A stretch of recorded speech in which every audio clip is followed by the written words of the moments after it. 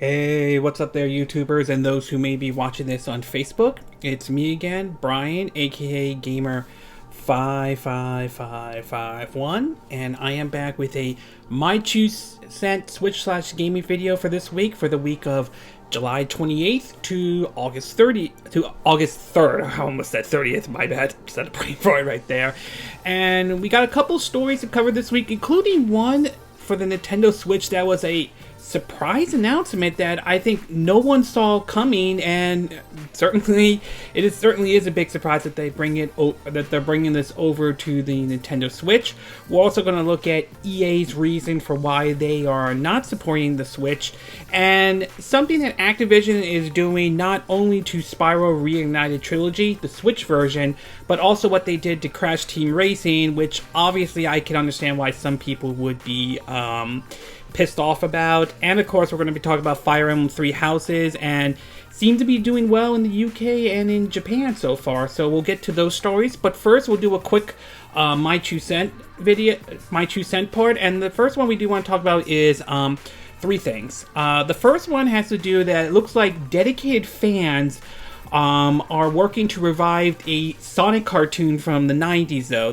I remember watching this one on ABC back on Saturday morning when I was a kid and all that stuff. This was at a time when Sonic was, well, not in the position that he is right now. And supposedly it only lasted for 2 seasons.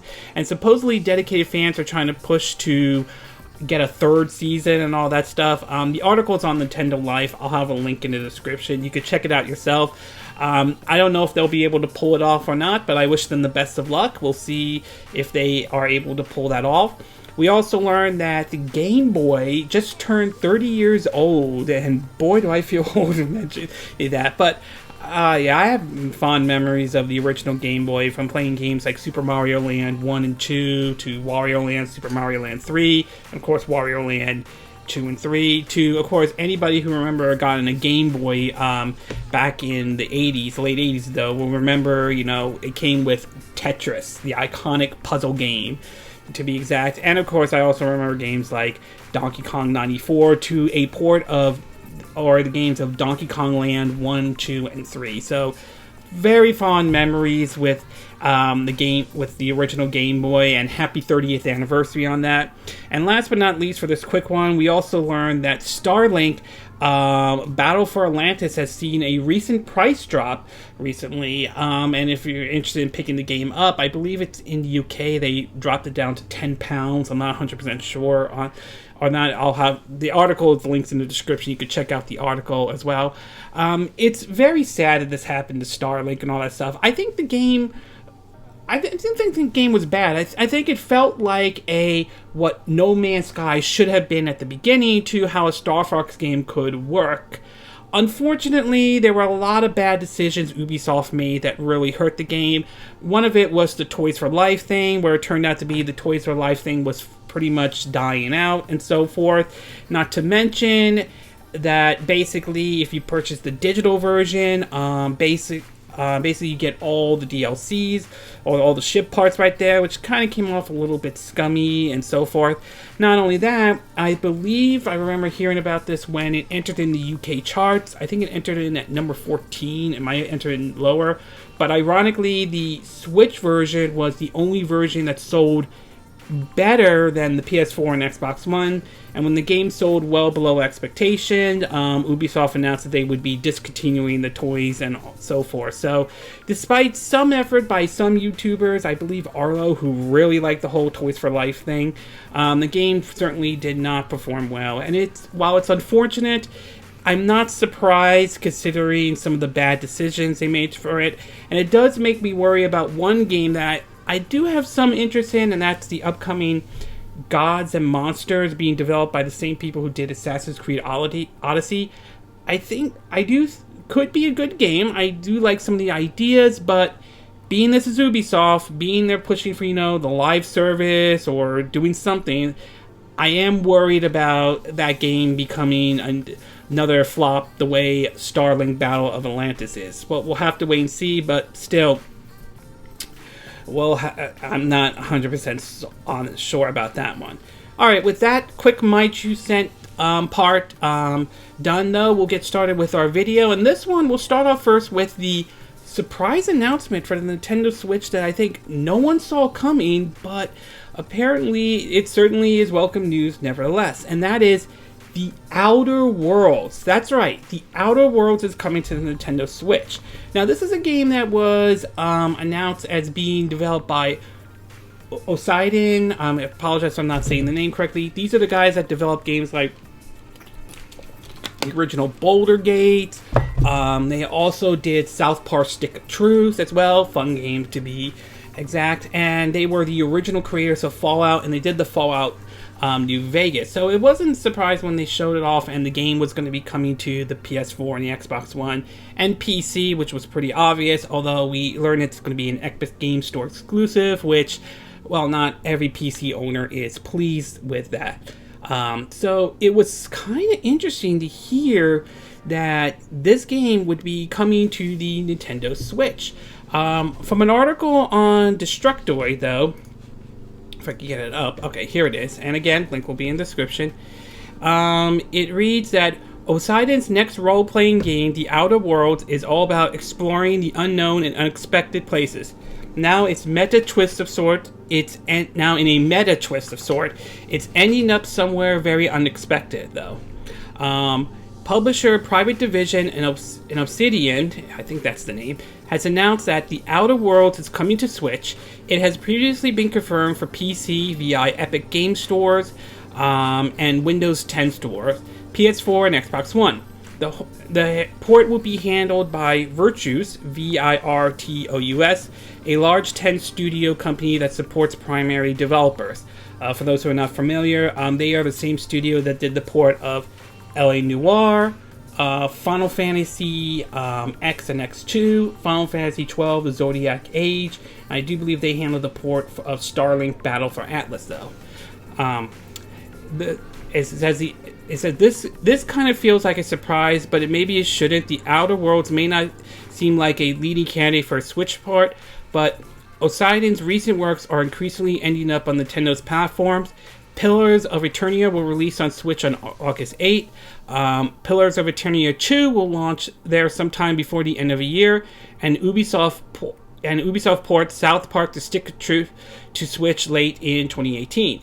The Outer Worlds Switch version will take a little longer to blast off, though. On all platforms, it has a release date of October 25th, 2019. On Switch, it's said to be coming sometime after the other version without any sort of timeline given.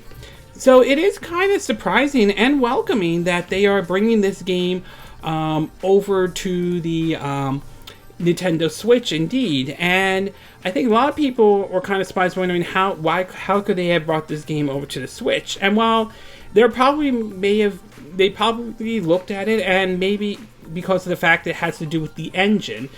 Now, again, I'm not a developer or anything like that, and I could be wrong on that. But based on what I've read, the game supposedly runs on Unreal Engine 4, and some people may or may not realize this, is that the Nintendo Switch supports Unreal Engine 4. So they probably maybe tested it out, took a look, and figured, yeah, we could bring this over to the Nintendo Switch. So they probably looked at that as well. They also probably took a look and see the Switch is certainly doing very well, and they figured maybe we should consider bringing this over to the Nintendo Switch.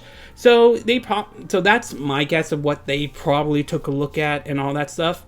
That said, there's still some questions I have about the Switch version.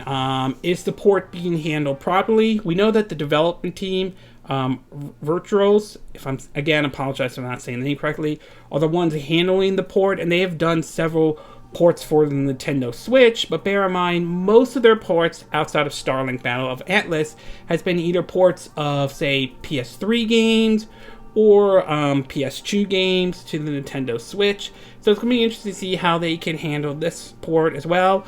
We also don't know, is this going to be a game where they're going to fit everything into a single cartridge, or is it one of those you get part of the game on the cartridge and you have to download the rest, or anything like that? Or is it going to be a digital-only title? We don't know. Are we going to get all the DLCs and everything like that? I assume there's going to be DLCs for the Outer Worlds and so forth. And will there be like any motion controls in the game? And if so, are they optional? Can we turn them on and off? So I would say there's still a lot. Oh, and of course, also, how long of a wait are we going to have to be for the Switch version of the Outer Worlds? Is it going to be a while? Are we going to have to probably wait like several months? Are we going to have to wait a whole year? Are we going to have to wait a little bit longer? So there's still a lot of unknown questions in regards of the Switch version of the Outer Worlds. But overall, my take is that I'm very pleased that they are bringing this over. It's nice they're bringing what is apparently a Fallout-like game to the Nintendo Switch, which is pretty amazing considering that Bethesda has yet to bring an actual Fallout game like either Fallout 3, New Vegas, or even Fallout 4. And yes, I did like Fallout 4, thank you very much. I don't think a lot of people will want to see Fallout 76 on the Switch if they could, you know, if so forth. So it's pretty amazing they're bringing this one over, and yet Bethesda can't even bring a Fallout game over to the Switch. And I'm not counting Fallout Shelter or anything like that. So overall, very nice that they're bringing it to the Switch. Looking forward to seeing how the Switch version plays and how it turns out. But like that said, though, if you want to play the game sooner, you're probably going to have to look the PS4 or Xbox One or the PC version via Epic Game Store when the game comes out, on barring any last minute delay or any change, October 25th, 2019. Okay, we're going to take a quick break, and when we come back, we're going to be taking a look at the sales numbers that both Sony and Nintendo have released for their respective system, the Switch and the PS4. So we'll take a quick break, and we will be right back.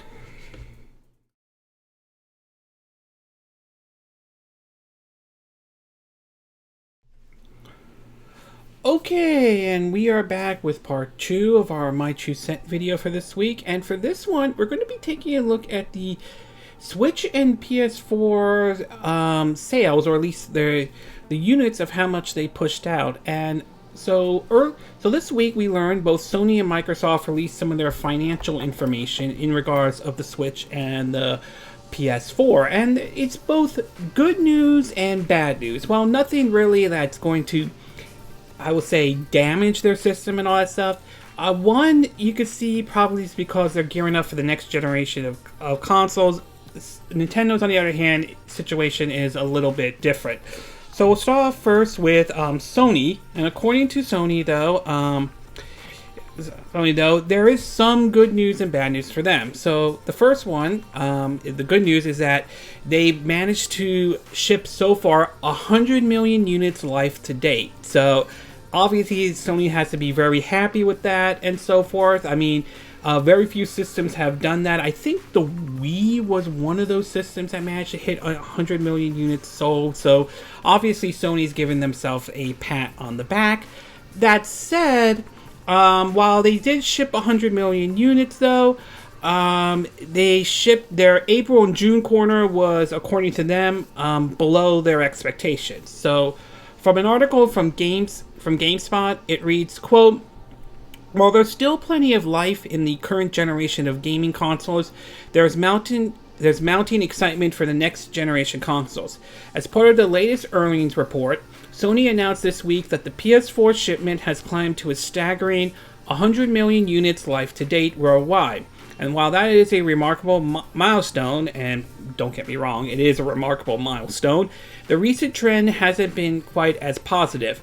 The 3.2 million PS4 systems that Sony shipped in the April-June quarter was slightly below the company's internal expectation. The reason for the downturn, according to Sony, the PlayStation 5. Sony says lower than expectation sales were primarily due to the company announcement of its next generation console, tentatively known as the PS5. Sony could probably name it could have a different name for it, but I think most people assume it's, at this point, believe it's going to be called the PlayStation 5. Sony has yet to officially announce its next generation console, but PlayStation architect Mark Cerny, Cerny, again, apologize if I'm not saying it correctly, started talking about the console and some of its specs earlier this year. After that, Sony demonstrated demonstrated the console's much fast loading time during a business meeting. It's yet to provide an official name or exact release date for the system. That may be true. They don't have an exact release date for it, though. But if I had to take, I wouldn't be surprised if we hear a release date of, say, holiday 2020. I wouldn't be surprised if they do expect them to announce that. And according to them, they're saying, quote, as a result of lower than expected PS4 sales, Sony said it has revised downward its forecast of PS4 sales during the current fiscal year ending March 2020. The company is cutting its trajectory by 1 million units from 16 million to 15 million units. 15 million is still a massive shipment number of consoles so late in its life cycle. Sony said this ongoing success demonstrates that the PS4 platform is still generating support for many users. Sony is also projecting a downturn for game sales during its current fiscal year. The company is lowering its expectation to be flat year over year instead of increase due to lower third-party game sales. Lower than expected revenue from free-to-play games were also called out. This may be in reference to Fortnite and other battle royale games that are slowing down when it comes to revenue. On the plus side, Sony said it expects its network service to generate more revenue in the current fiscal year. Overall, Sony says one of its major area of focus during the fiscal year is on preparation for the launch of the next generation platform, in addition to growing the user base the company already has. Over at Nintendo's side, though, according to CNET, again, link will be in the description. It reads that Nintendo Switch sales hit 37 million units, but the company's profits are down. Nintendo cites exchange rate and other factors for its dip, but Super Mario Maker 2 sold a bunch of copies in just 3 days. It reads, though, even though Nintendo Switch hit 36.87 million units sold by the end of June, Nintendo on Tuesday reported a 10% decline in its quarterly profits, despite revenue of 172 billion yen, $1.6 billion. The Japanese company said foreign exchange loss of 12 billion yen and other factors resulted in 16.6 billion yen profit for the quarter. In the same quarter last year, Nintendo's operating profit was 30.5 billion yen and its revenue was 168 billion yen, so its profits fell 45.7% year over year. However, strong Switch sales, 2.1 million for the quarter, are bringing that device closer to the Super NES, which sold 49.1 million units in total, and Super Mario Maker 2 managed to sell 2.42 million copies in 3 days, came out on June 28th. Nintendo is aiming to sell 18 million unit Switches for the year end March 2020, with the cheaper Switch Lite revision coming out September 20th.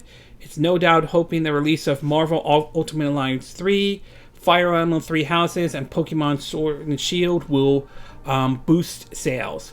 So, some good and bad news for basically both Sony and Microsoft, though. But overall, they seem to be doing very well, though. Kudos for Sony for hitting basically 100 million units sold worldwide. Obviously, they must be very pleased with that. But at the same time, it was below their expectations. So obviously, and most of that probably has to do with the upcoming PS5, which is going to be very interesting to see what kind of position Sony's going to be in when the next generation of consoles comes out. Both the PS5, we don't know if that's what's going to be called, but I think we all assume at this point it is, and what Microsoft is going to do with the Xbox Scarlet, though. Remember, one of the reasons why the PS4 has been a success, at least this is how I'm looking at it, though, was because of a lot of the bad decisions both Microsoft and Nintendo made with their consoles, with Nintendo with the Wii U and Microsoft with the original Xbox One. The situation's a little bit different now. Nintendo is certainly gaining a lot of momentum thanks to the success of the Switch, and it looks like Microsoft is certainly gearing up with their next console, especially buying all these studios and so forth. So it looks like they're taking their first-party games, one of the big criticism the Xbox One has, and really pushing out, and it looks like they're going to try to push out some good first-party games for the Xbox Scarlet. The question is whether or not they have learned their lessons with the Xbox One, and that's going to be an interesting factor, because if they have, that could definitely put some pressure on Sony with the upcoming PS5. Also, some of the decisions Sony has made, such as the whole cross-platform debacle, which I think is kind of ridiculous, and the whole censorship policy in terms of certain games and so forth, which, again, while I understand it's their system, I still think it's ridiculous, though. It's going to be interesting to see if that will have any kind of impact on the PS5 or not. It might have impact, or it might not, so we'll have to wait and see on that one. As far as Nintendo goes, obviously the Switch is still doing very well, and it's still continuing to perform well for Nintendo. Obviously, it did not. Obviously, though, it did not. They certainly got a decline in their quarterly profits, but I don't see them like in danger or anything like that. Though, what's going to be interesting about the Switch is going to be that's my phone. What kind of position will the Switch be in once the PlayStation 5 and the Xbox Scarlet comes out?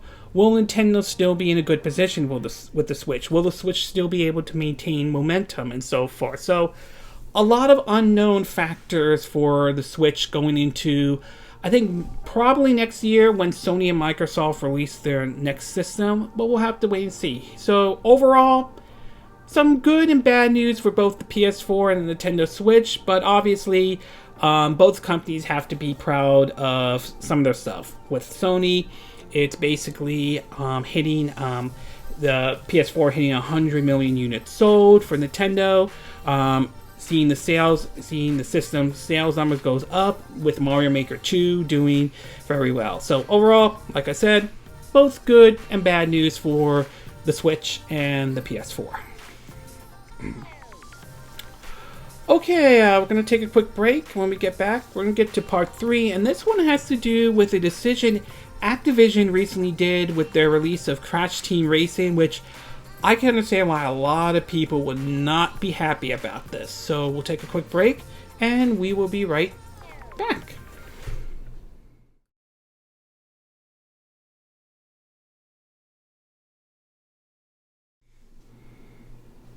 Okay, and we are back with part 3 of our My Two Cent video for this week. And for this one, we're going to be taking a look at the situation in regards of Crash Team Racing. Now, for those who are not familiar, Crash Team Racing is a remake of the classic PlayStation 1 game that was released, like years and years ago, or like decades ago and so forth. It was kind of like, I think it was Crash take on, like the Mario Kart series and so forth. And so recently, Activision released some more information about new updates and all that stuff, and one of those has, kind of rubbed people in the wrong way, as many felt that Activision kind of lied to them. And this has to do with the pit stop part of the game, where basically you can use Wampa coins and basically use, I think it's cosmetics and so forth for Crash Team Racing. And the part that really upset people is the fact that it's basically microtransaction. Many people felt like Activision lied to them. So in an article from comicbook.com, again, link will be in the description, it reads, Crash Team Racing getting microtransaction and free new prehistoric content. Today, Activision and Benox, B-E-N-O-X, announced the next Crash Team Racing Nitro Fuel Grand Prix event Back in Time, which will kick off on August 2nd at 7 p.m. Pacific Time for all platforms, PS4, Xbox One, and Nintendo Switch. Like the previous Grand Prix, this one and the content it brings is 100% free, and the company announced the pair has also revealed a brand new trailer providing players a glimpse of the new content in action. With Back in Time Grand Prix and trophy, time-bending staff has thrown Crash and the gang back to the days when dinosaurs roamed the land, and he soon find out things look much more fake back in these prehistoric times. Read an official pitch. As with the first This Grand Prix season will come with new characters, skin cards, customization items, and of course, a new track.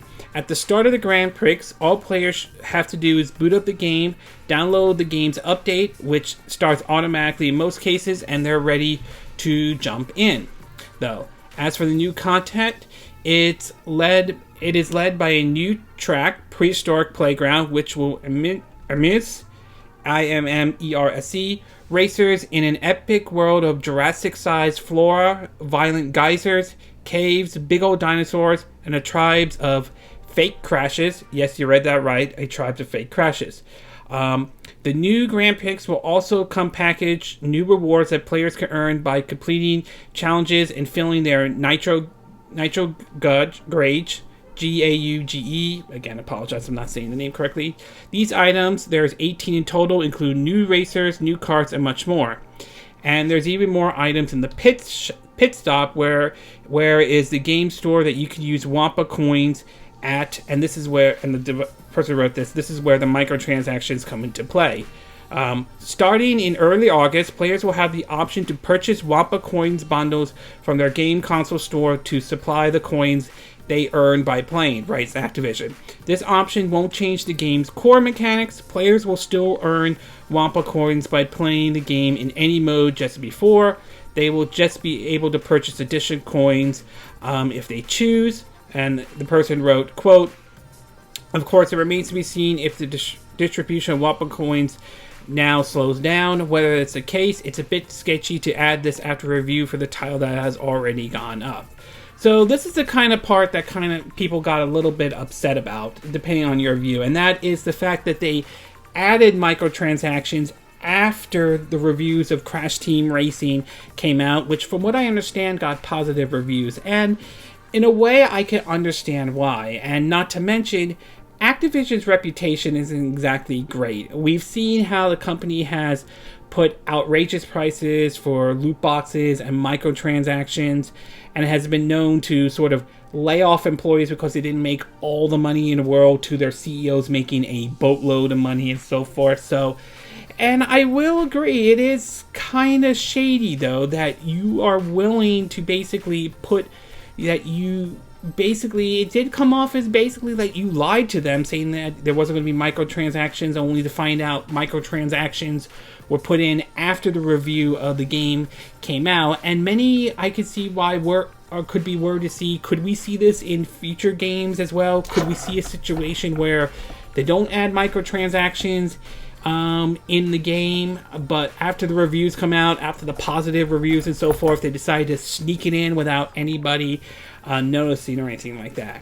Now, if Crash Team Racing was a free-to-play game, if they were to go that route, I might be a little bit more forgiving on it, though. I mean, I would still criticize them, given Activision's reputation of, really pushing the monetization and so forth. But I might be somewhat forgiving if it's a free-to-play game. But we're talking about a retail price game with microtransactions in it, and well, I can see why people are upset. Even if this is just cosmetic, as they claim they are, and that you don't have to spend money.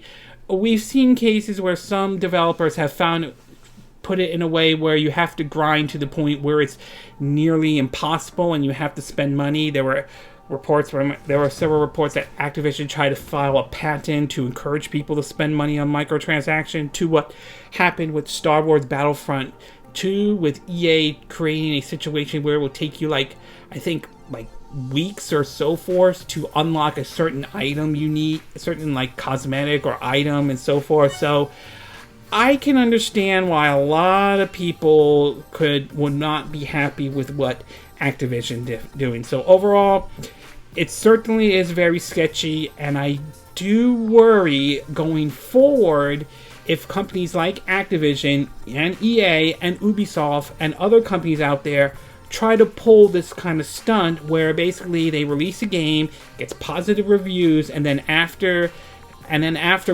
pull something like put microtransactions into the game. So yeah, I can understand why some people may not be happy with this.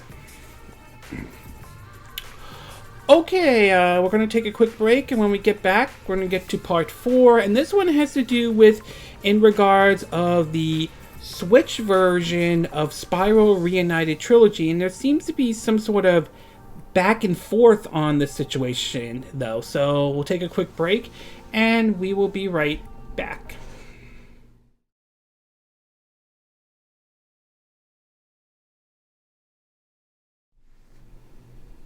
Okay, and we are back with part 4 of our My 2 Cent video, and for this one, we're going to be talking about the situation in regards of the Switch version of Spyro Reignited Trilogy.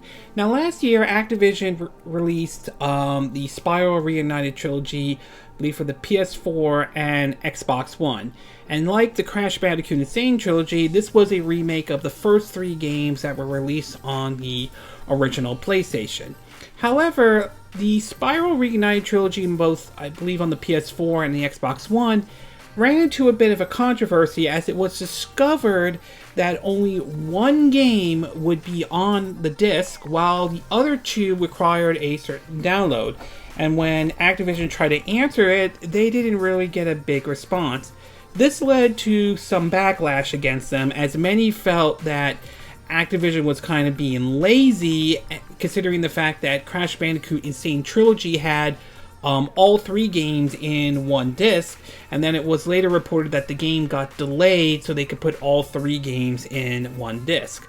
And well, rumors, after the game came out, rumors began to swirl that Spyro Reignited Trilogy was going to be coming to the Nintendo Switch. We learned at this year's E3, it was confirmed, but now it looks like Activision is trying to pull something similar to what they tried to pull with the PS4 and Xbox One version. That is, we could be seeing a situation where only one game will be on the cartridge and the other 2 may be required to require a download.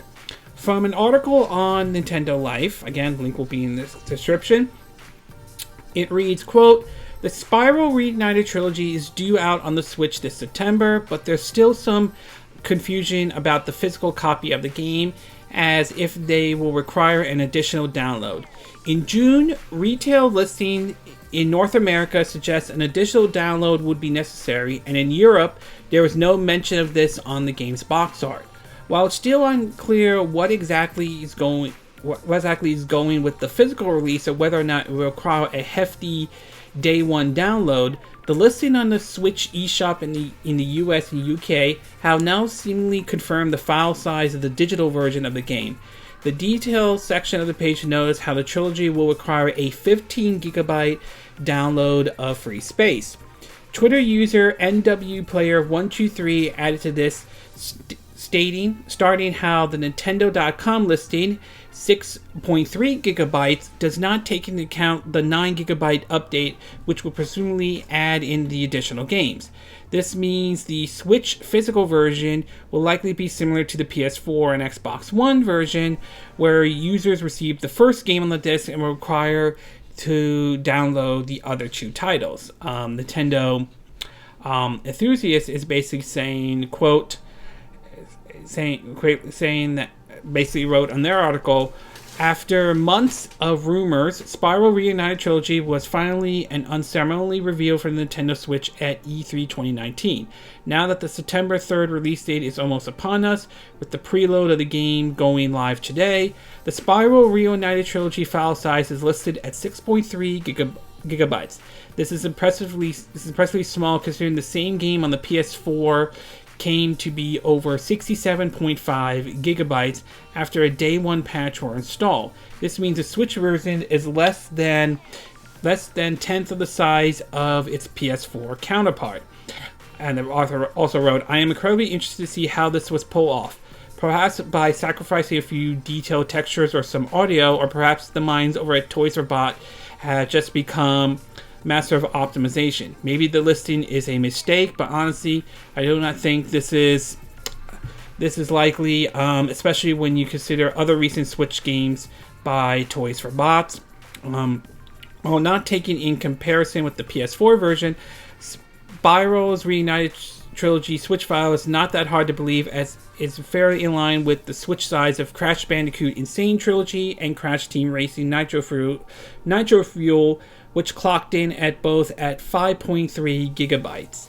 So basically, the confusion is starting to come up as wondering, is Activision pulling the same stunt they tried to pull with the PS4 release of Spyro Reignited Trilogy? Are we in a situation where basically we're only going to get one game on the cartridge and we're going to have to download the rest? Which, if that's true, then to me, personally, I'm going to hold off on buying the game entirely, though, because I find it utterly ridiculous if that's the case, that you can't put all three games into one cartridge, yet you can do that with Spyro Reignited Trilogy, yet you can't seem how to put Crash Bandicoot Insane Trilogy, yet you can't put all three games in one cartridge for Spyro Reignited Trilogy.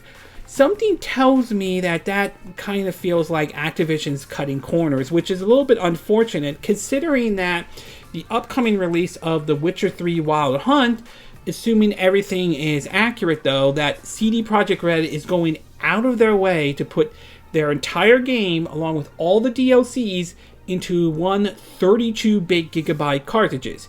Yes, obviously some changes had to be made, some of the resolution has to be lowered. We know it's going to be at 720p at 30 frames per second. But the fact that they're putting the entire game, assuming this is spot on, in there with all the DLC, puts really companies like Activision to complete shame if this is the stunt they're going to pull. Whereas basically it's one game on the cartridge, but the other two have to download it.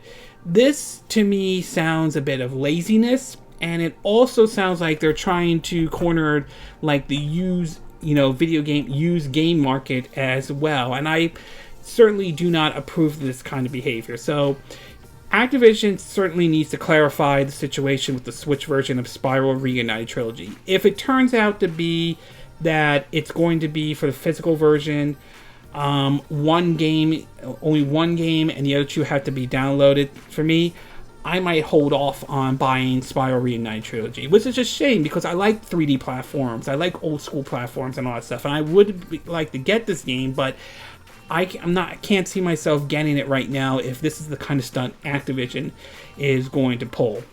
Another possible reason could be the fact that the European version may have all three games in one cartridge. That's a possibility, but being this is Activision, I find that hard to believe. So my overall take is that until there's an official confirmation, if it turns out to be that Activision's pulling we're going to put one game in the cartridge, but you're going to have to download the rest though, then honestly, I'm going to hold off on buying this game for a while, though. I might choose to download it digitally, maybe at a discount price, but right now, I can't see myself buying this game if this is the kind of stunt that Activision is pulling, though.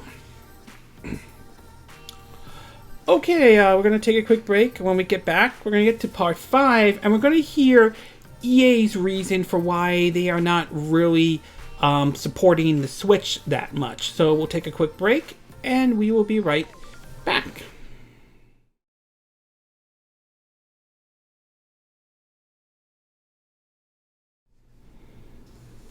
Okay, and we are back with part 5 of our My 2 Cent video, and for this one we're going to be talking about EA. Apparently EA, we all know, is a company everyone loves to hate, and for pretty obvious reasons. This is the company that somehow finds multiple ways of pissing consumers off in one way or another, and they seem to have no problem doubling down on microtransactions or coming up with ridiculous excuse for why their games did not perform well, like Battlefield 5 saying that it's because they didn't have a battle royale and had a single player mode in it, which I think is utterly ridiculous, because maybe some of it has to do with the reputation the game has gotten and probably your piss poor response to the whole controversy with Battlefield 5. Either way, as far as their relationship with Nintendo, let's just say it has not been, shall we say, great. Yes, EA in the past has made claims like we have a great relationship with Nintendo, but let's be honest with ourselves, and pardon my language is on this one, but they're really talking out of their ass when it comes to that kind of, when they make that kind of comment. Let's be clear, they don't really give a damn about Nintendo or even the Switch or anything like that. We saw during the Wii U era where there were reports of how they wanted to put EA Origins on the Wii U, but Nintendo said no, and they kind of cut off their nose and spiked their face by releasing a unfinished version of Mass Effect 3 while releasing Mass Effect Trilogy on there, and pretty much put little to no effort into any sports title or anything on the Wii U. And apparently, we also learned that Crysis 3 back then, and this is a while back, did run on the Wii U, but EA decided, you know what, we're not going to bring it over. Fast forward to the Nintendo Switch, and that continues to sell very well. It hit, I think, 36 million units sold recently, and it continues to do very well for Nintendo. Yet, even with all that success, EA certainly doesn't see any reasons to bring their game to support or hugely support the Nintendo Switch. And Andrew Wilson recently answered a question from an investors on why certain games aren't on the Switch and all that stuff. And honestly, I personally think it's a piss poor reason, though. In an article from Geek.com, it is, quote, basically the response is this, quote, back in January 2017, Nintendo hosts a live event to share more details on the Switch just before its launch later that March. They brought on several third-party partners on stage to pledge their support for the system. One of those partners was Patrick Solow, formerly of EA, who claimed he loved Nintendo so much he gave his child the middle name of Luigi and then promised that FIFA would come to the Nintendo Switch. I believe he's the person who made the infamous comment about Battlefield 5, saying, if you don't like it, don't buy it, which, well, a lot of consumers responded to that, which apparently he bailed and left EA, though. And to be honest, his presentation at the event, it felt like he did not want to be there, or he really did not care. Let me be honest, after seeing the event and after seeing him on there, compared to Suda51, he did not really want to be there at all. Anyway, fast forward to now, and FIFA games are only EA games on the Nintendo Switch, outside of two indie EA partner games, Faye and Unravel 2, and even those portable versions of the soccer sim have failed to keep up with the rest of the franchise, leaving out huge features like a single-player story mode and a street soccer spin-off. We understand why EA called off its unprecedented partnership after the Wii U. After Wii U didn't use Origin in its online system and ended up being a failure anyway, but the Nintendo Switch is currently the hottest thing in gaming, so what gives? EA investors apparently felt the same way. While shareholders typically demand dumb things that will hurt game companies in the long term for short-term games, at EA's first quarter earnings call, an analysis actually made a pretty savvy question suggesting EA CHO Wilson gibbily ignored. The analysis asked why hit casual games in the Sim franchise weren't on Nintendo's family machine. Wilson claimed Switch owners just play those games on other platforms, so there's no reason to increase support. He basically said, if I'm not mistaken, and this is what he said. This is from a Nintendo Enthusiast. It says, anytime we're evaluating platform conversation, we are looking at a couple of things. One, does the game really fit the profile of that platform in terms of control or the community ecosystem? Two, do we think the community playing on that platform would appreciate the game to go there, or would they prefer to play it somewhere else?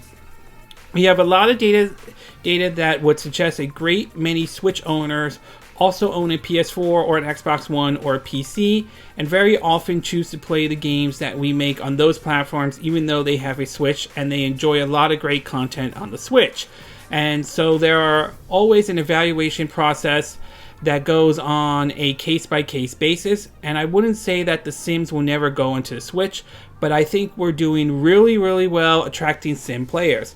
As we said, we did the promotion in the last couple of months and brought in 7 million new sim players that we expected will engage in that community on a platform that is really tailored to user-generated content, creativity, and customization.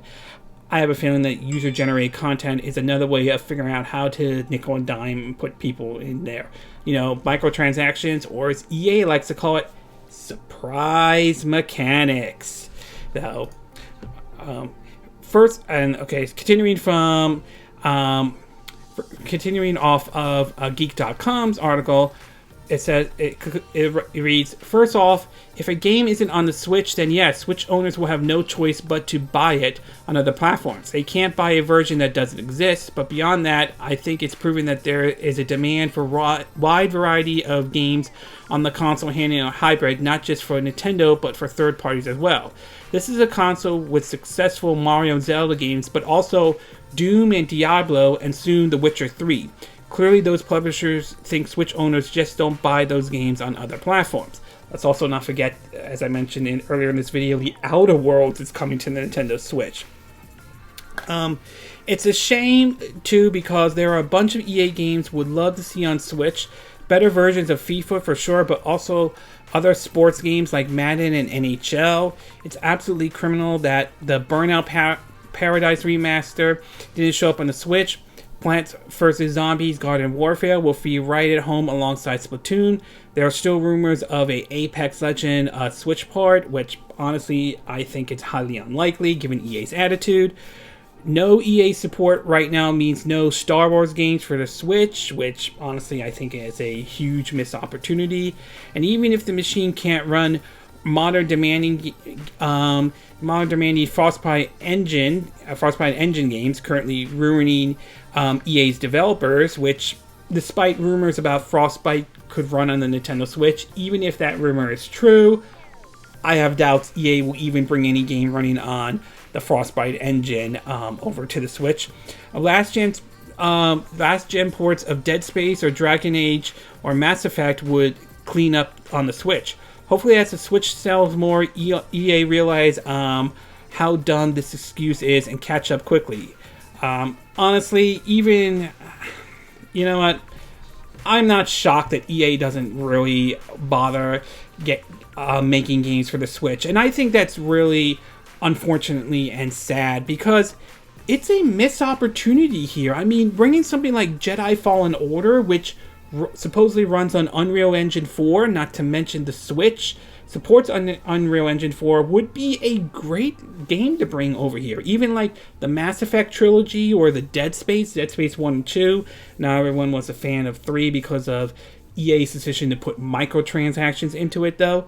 But I think a lot of it is EA being arrogant. And I think some of it could be their attitude towards Nintendo, and some of it could be the fact that, well, a lot of people would basically a lot of people feel like the whole microtransaction pushing in would not sit very well. And while it is true that Switch owners do also own other platforms than Switch, I have a PS4 also, I think it's utterly ridiculous that you're not given an opportunity to bring some of those games over to the Switch as well. I'm sure a lot of Switch owners would be open to buying like a Mass Effect trilogy, a Dragon Age game, including Dragon Age Inquisition.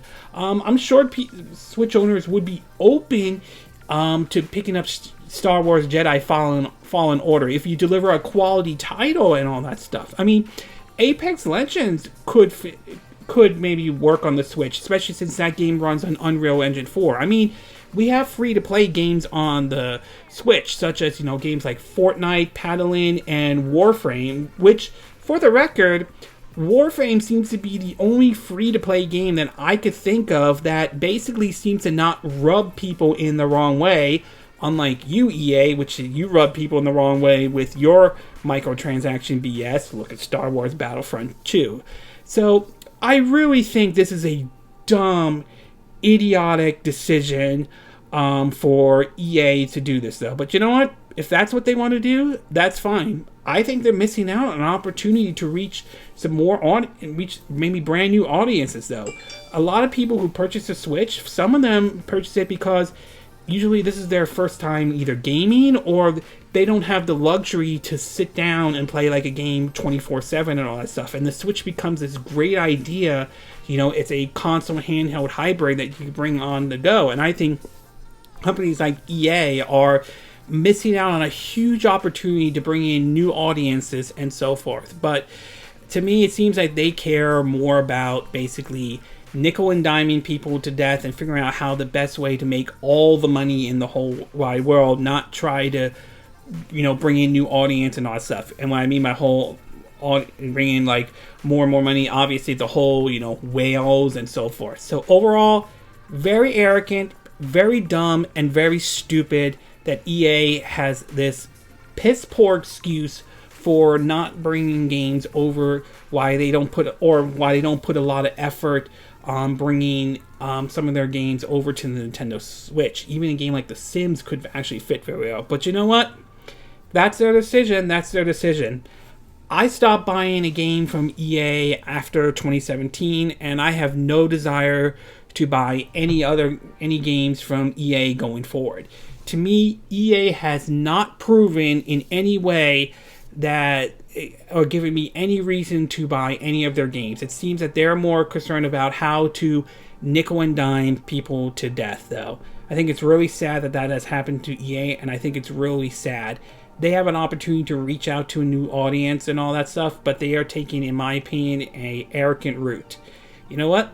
If that's your decision, EA, that's your decision, and I have a right to choose not to buy your games at all, or purchase any games that you publish under your label. Yeah, I do kind of feel sorry for the developers who put time and effort into those titles and all that stuff, and that they go with EA to help publish their games. But given EA's attitude, I just don't see any reason buying their games at all, especially with the middle finger that they have given to consumers. Not to mention they've won worst company in America twice in a row. So overall, not shocked by EA's decision of little to no support for the Switch, but very unfortunate and very disappointed because they are missing out on an opportunity to bring in new audiences with those who, given where the Switch is right now, and it continues to grow and so forth. Okay, we're going to take a quick break. When we get back, we're going to get to part 6. And this one has to do with Fire Emblem Three Houses, with basically the game doing very well, at least in the UK and in Japan, to basically a comment made by one of the developers on its popularity and so forth. So we'll take a quick break, and we will be right back.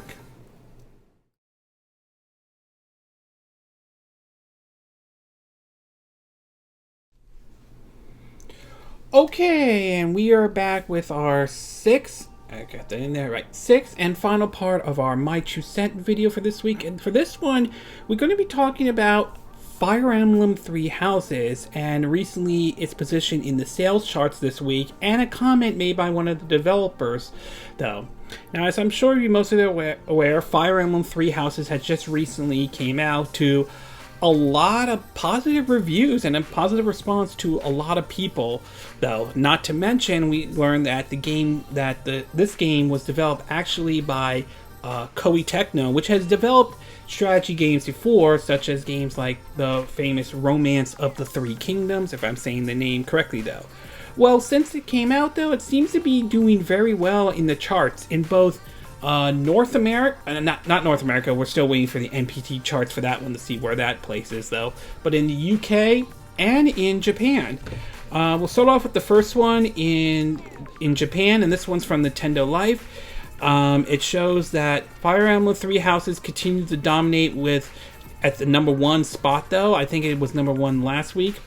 It reads that Famitsu's Japanese charts figures are now in for the July 22nd to the 28th, revealing that Fire Emblem Three Houses has taken the command of the region and debuted at number 1.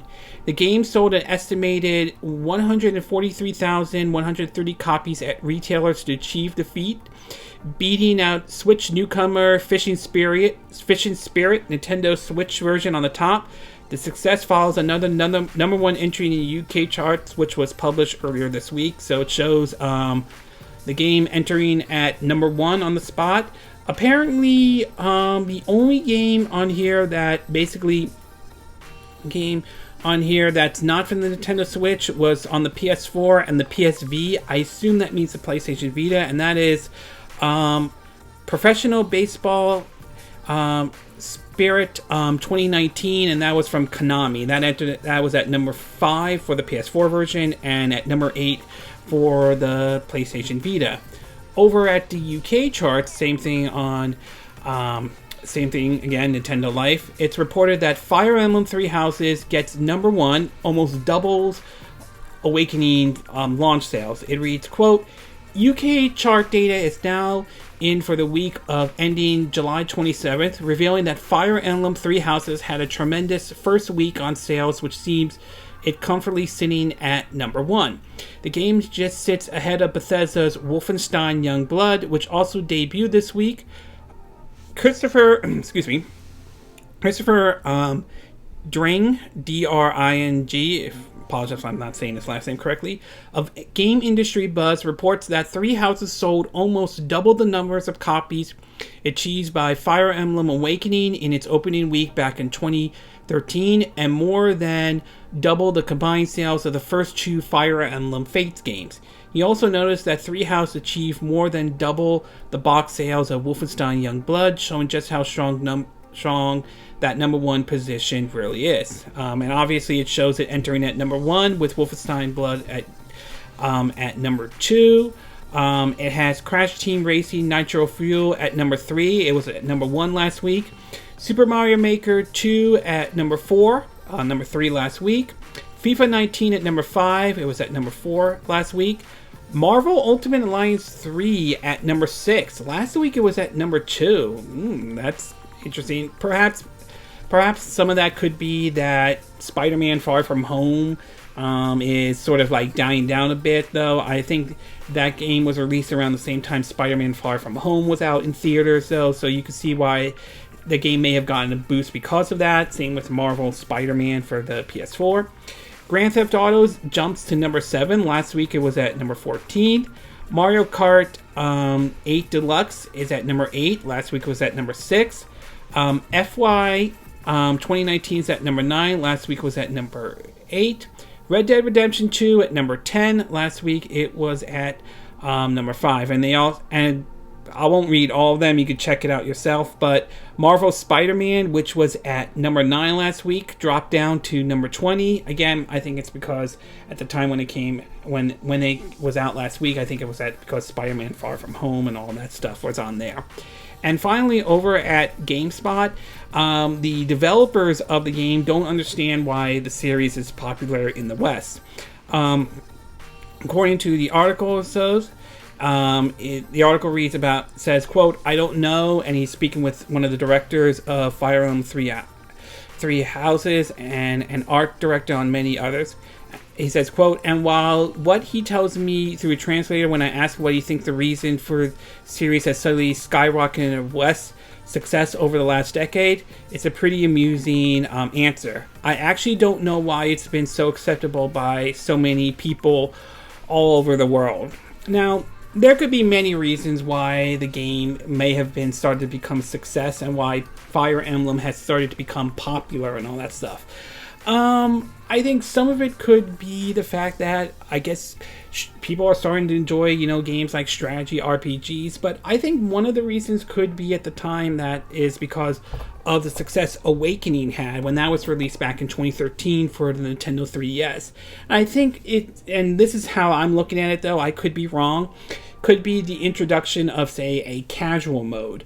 For those who are not familiar or not, the Fire Emblem games has this mode. Basically, the game is set up is where if your character is defeated, they won't come back. They're basically gone for good and all that stuff. And adding a casual mode, I think, sets up where if your character is defeated, they'll come back. You won't be able to use them again for this battle, but you can use them again in the next battle. So I think some of it is by adding a casual mode, it may have basically brought in maybe some new people or those who may have been turned off in the past of not picking up a Fire Emblem game because it may have come off as being maybe a little too difficult for some people. I think that could be one of the reasons. It's probably not the only reason why Fire Emblem has started to become successful in the West, but I think that could be another reason. That, and I think perhaps maybe, you know, the romance option, you know, the whole waifu and all that stuff, you know, the anime girls and all that. That could be another reason as well, though. But I think there are certainly many reasons why the game has become successful. I think it's now started to become sort of a flagship title for Nintendo, when at the time they weren't sure if they should bring any more entries over here into the West, and I think Awakening changed that in lots of ways. And so I think that is probably, in my view, one of the many reasons why the Fire Emblem series in general is doing very well over here. And I think a lot of people are enjoying Three Houses, though. I have to really get into it. I gotta have time and all that stuff. But I have to say, I think that a lot of it is by adding the success of the 3DS after bouncing back from its poor launch. I think by adding something like a casual mode, I think it was able to bring in new people who may have never played Fire Emblem or may have been turned off by it, though. Now, if only Nintendo would do that with, say, like their War series, like the Advance Wars games, I think that game could probably find an audience as well. So, overall, great that Fire Emblem Three Houses is doing very well. Great that it's #1 currently in Japan and in the UK. It will be interesting to see how it does next week, and it will also be very interesting to see how it does well in the US once the NPD charts come out, though. And as for the game, why it's becoming a success in the West, or at least how I see it, though, again, I think Awakening really got people interested in the series. For those who may have missed out, but I also believe that having a casual mode, I think, may have helped bring in some new people who may have been turned off. But like I said, that's how I see it and so forth. So, but overall, great that Fire Emblem Three Houses is doing very well for Nintendo. Okay, this concludes this My 2 Cent video for this week. And again, these are my opinion. What are yours? What are your thoughts about this surprise announcement of the Outer Worlds now being announced and be coming to the Nintendo Switch? Are you surprised by this announcement, though? Are you looking forward to them bringing this game over to the Nintendo Switch? Do you have some concerns in regards to the Switch version, or do you think the port will be handled well, as like what we could see with the upcoming Witcher 3 Wild Hunt? What are your thoughts about the Switch and PS4 sales numbers that both Sony and Nintendo release? Are you surprised by these announcements? Are you not surprised? Do you think this was expected, though? Were you not surprised to see still reaching 100 million units, but lower than expectation for the PS4 due to the upcoming PS5? Were you not surprised about the Switch hitting 36 million, but saw a revenue decline of 10%? Do you think the Switch will be in a good position when the PS5 and Xbox Scarlet comes out? What are your thoughts about Activision, in terms of the microtransaction in Crash Team Racing?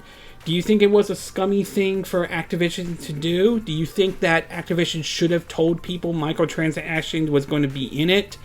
When the reviews when people were reviewing the game in any way, though? Do you think people are making too big of a deal with the microtransaction, or do you think it is something to be worried about? What are your thoughts about the Switch version of Spyro Reignited Trilogy, though? Do you think there is some confusion on whether or not the situation in regards to the physical version? Do you think they're going to be able to put all 3 games into one cartridge?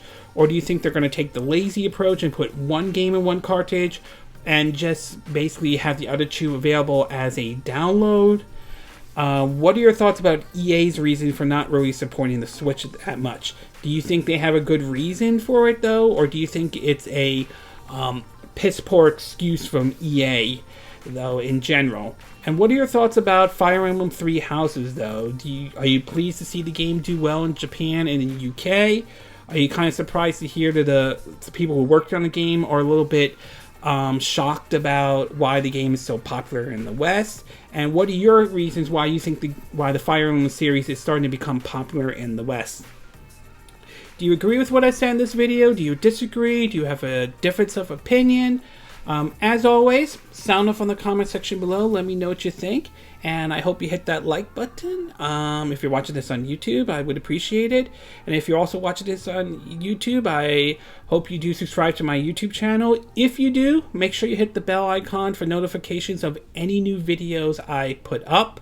Also, feel free to share this video if you want to, and feel free to donate to my channel if you like. You could do it through PayPal me or Patreon. Links will be in the description of this video, and of this YouTube video to be exact.